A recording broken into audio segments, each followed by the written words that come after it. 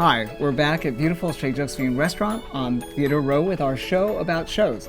I'm joined by my friend and New York One colleague Frank DeLilla and the two Tony-nominated stars of the Broadway hit Cinderella, Laura Osnes and Santino Fontana. Congratulations to you both. Thank you. Well deserved. Thanks for having us. Santino, I know your previous work largely as such dramatic fare as Sons of the Prophet.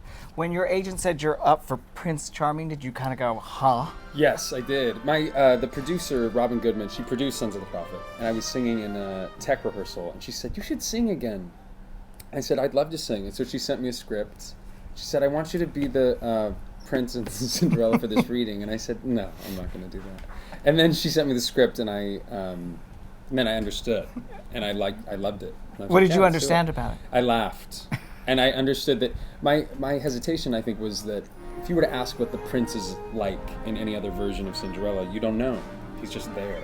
So this version, when I read it, I was like, oh, he's funny, and I understand his point of view, and I understand what he's going through, and that would be fun to do. Douglas Carter Beane obviously wrote a new book for this version of Rodgers and Hammerstein's Cinderella.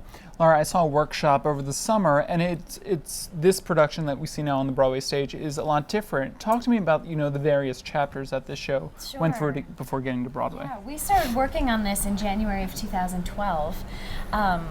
And did 2 29-hour readings last year as well as a 4-week workshop. And it's really exciting to get to be a part of a show kind of from the ground up in that way and feel like you're kind of creating it alongside each other and with the creative team. It changed a lot. That's the joy of kind of getting to work on it and do a workshop like that. And in previews, we cut 2 songs. We have changed the ending multiple times. And it's not the Cinderella that we're all familiar with from either the Disney animated feature or the Leslie Ann or the 57 original. Do you want to talk about some of the tweaks done to the script? Exactly. So we have a brand new book by Douglas Carter Beane that is witty and funny and kind of contemporary. It has little contemporaryisms, but it still takes place in a magical fairy tale time, and the romance is still there, and the classic Rodgers and Hammerstein songs are still there. But we've even gone above and beyond and added, I think, 4 or 5 other Rodgers and Hammerstein kind of trunk songs in a way. So it is kind of, you've never seen this version of Cinderella. What was the big challenge for you? I mean, obviously, with this show, this pedigree, Julie Andrews created it. What was the big challenge for you in terms of creating your own Cinderella? Of course. I mean, it's big shoes to fill because everybody knows the story. Whatever version they grew up with, everybody knows the story and knows this character. But I didn't really feel the pressure to have to imitate any specific version.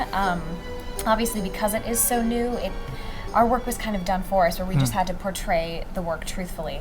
And I think actually the hardest thing for me was going between the contemporary witty book and the classic Rodgers and Hammerstein music. I don't tend to think of myself as being that funny, so like kind of mastering Doug's writing, and then I feel more comfortable in the Rodgers and Hammerstein world. So mastering kind of the transition between them both was, I think, the hardest part for you, Santino? Dancing. It was like a 9-minute You guys had that beautiful ball scene together.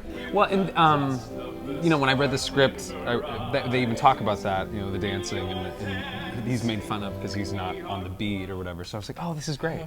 I don't have to go to those rehearsals. And they were like, yeah, except you're going to lift her like 9 times, 12 times, whatever I lifted her at one point. And she's over my head, and so that's a lot.